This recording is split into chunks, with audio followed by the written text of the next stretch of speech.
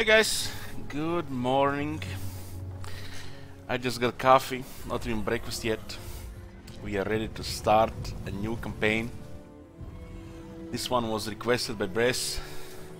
Requested we play Khemri with the Settled Imperishable. This is gonna be our fourth time playing a Cetra. In case you missed the last Khemri campaign, we conquered the whole world with Katep and the Slayer King as our vassals. So this time we're gonna do things a little bit differently, at least with the Cetra's build, just to see how it is with Cetra build differently.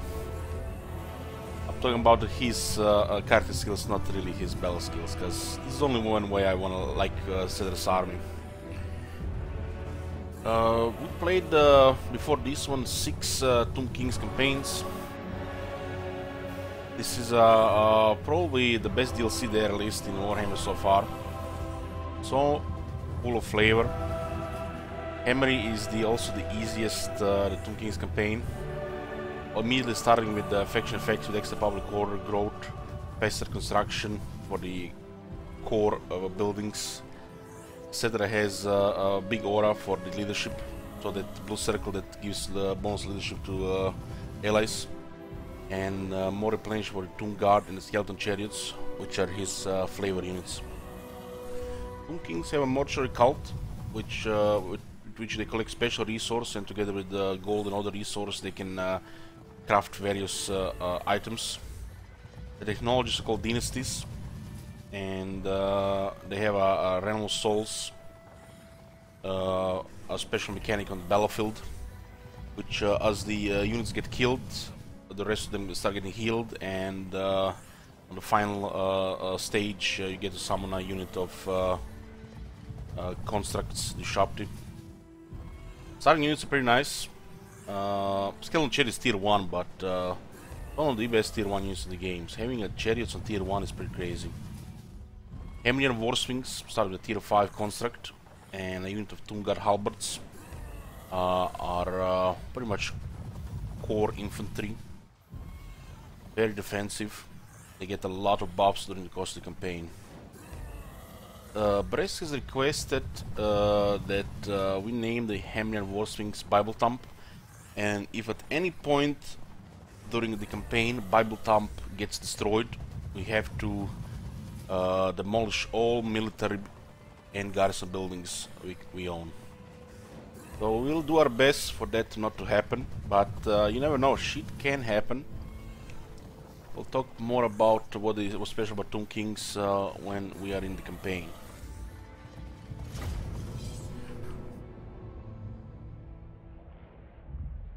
Yoo-hoo!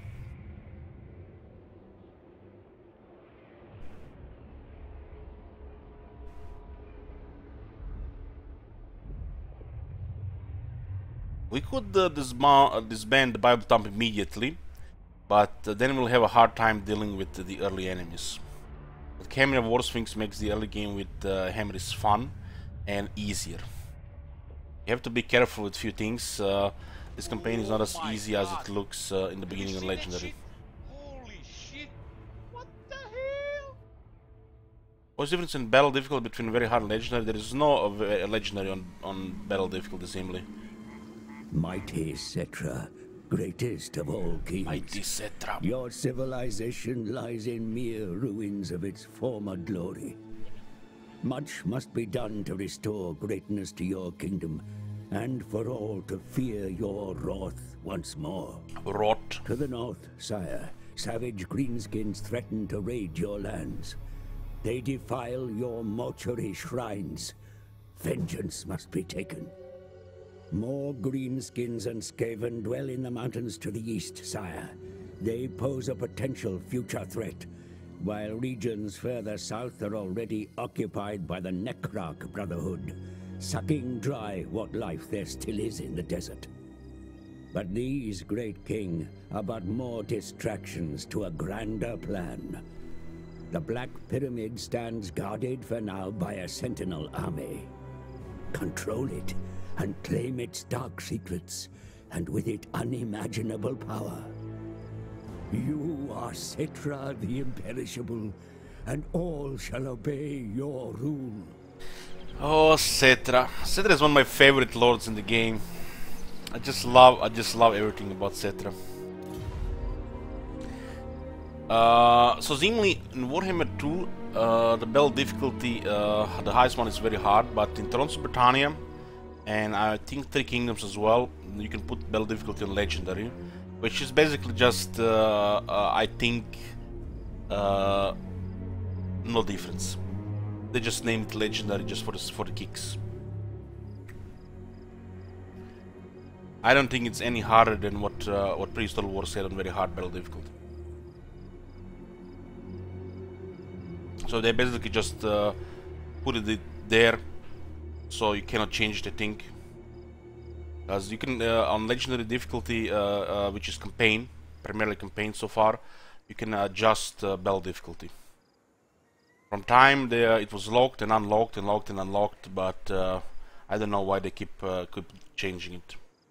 Right now I could put battle difficulty in a Legendary campaign on easy, and it's supposed to be locked on very hard. Hey, it's not smart. Thank you for the 6 months. So the Tomb Kings, the best DLC, not sponsored by Sega. Books of Nagash is a unique thing. There are 9 books of Nagash. You can only collect 8 unless you play with the followers of Nagash, which start with one of the books. The Tomb Kings do not pay costs for their army. They do not use money for military. So this is very unique. They get military capacity through various skills, mainly military buildings and technologies. Some of the books on Nagash also can increase this. So you're very limited in the beginning. There are free chaff units like Skeleton Warriors and the Skeleton Spearmen. And of course you start with some of the special units. Dynasties are basically the technologies. Oh, mighty Citra. Okay, 4 settlements for 1,000 treasury, which means since they don't use money for the military recruitment, they do not get any background income, which is 2,500 default. So they basically start with next to no income, which is a quite unique way to play the game. You start with Khemri, one of the 10 slot cities in the world, one of the best cities in the world. The province is garbage, and the Zandri is one of the worst regions in the world. But Khemri, it's almost like they did it on purpose. Some of the worst cities in the game, Zandri, and a province is only 2 regions, just to make Khemri, look much more than it's supposed to be. Let's see where the books are. So these are the books of Nagash. We can collect 8 of them. The second book of Nagash is the closest one, held by Nicolander. Seen that shit? Holy shit! Hey Ferry, thank you for Clean Sport. This is the one for trade. The Tomb Kings have some access to trade, but limited resources, so limited income from trade. So this is nothing really special. It just basically is a good way to spy for golden idols, marble, and gemstones. So one of the worst books is closest to us. The books are not always in the same spot. They shift around from campaign to campaign. We have the 7th book of Nagash, also a pretty trash book. It's in Lamia.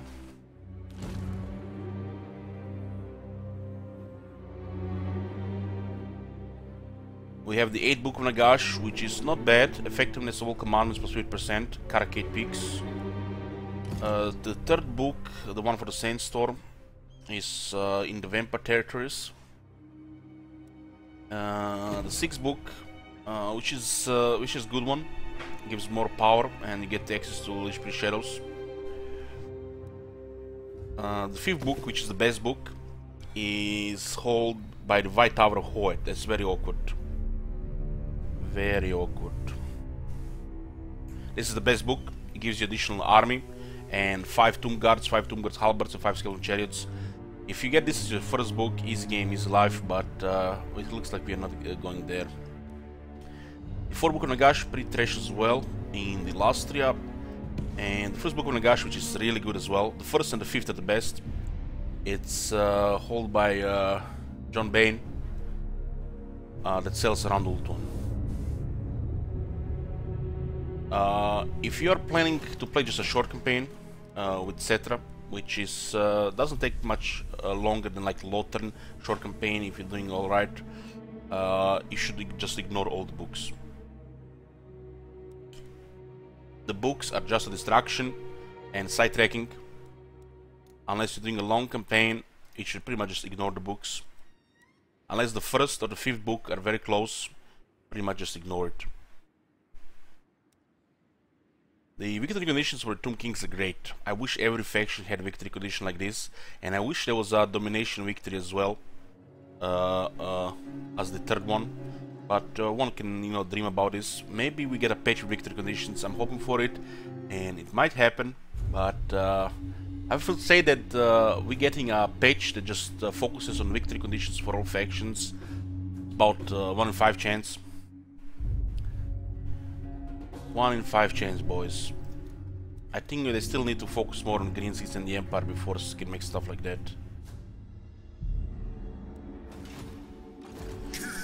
So, what's happening at the beginning of Cetra's campaign? You're at war with the top nodes. Top nodes, which are scary. Probably one of the scariest enemies in the beginning. Because in the beginning your range sucks.